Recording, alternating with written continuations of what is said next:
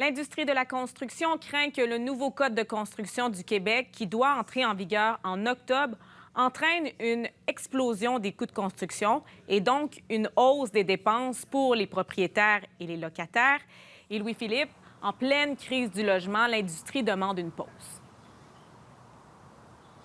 Oui, l'Institut de développement urbain rappelle que le gouvernement a le pouvoir de mettre sur pause ce nouveau code de construction qui doit inclure notamment pour toutes les nouvelles constructions l'obligation de salles de bain plus grandes, de corridors plus grands pour mieux répondre au vieillissement de la population, l'installation de bornes électriques dans tous les immeubles à logement qui comprennent 5 logements et plus, et aussi des logements plus solides pour mieux faire face à des tremblements de terre.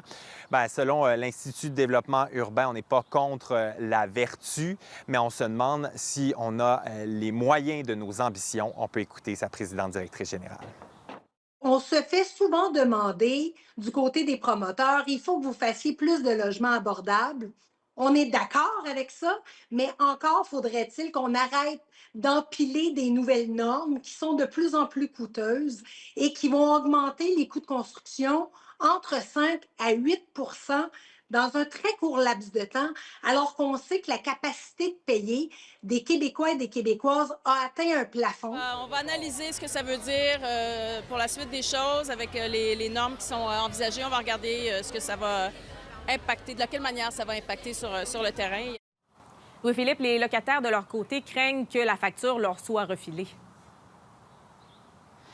Oui, mais on salue certaines mesures comme l'efficacité énergétique qui pourrait faire baisser la facture d'électricité ou encore les nouvelles mesures qui pourraient aider à améliorer la qualité de vie des personnes à mobilité réduite. Mais la priorité, c'est l'accès à un logement. On peut écouter un porte-parole du regroupement.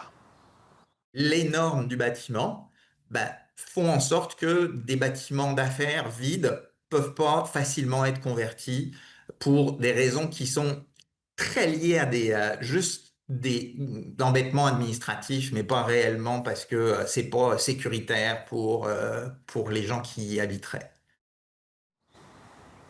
Alors, le regroupement veut également moins de normes pour favoriser la construction de logements abordables et plus de logements sociaux. Louis-Philippe Arsenault, merci beaucoup.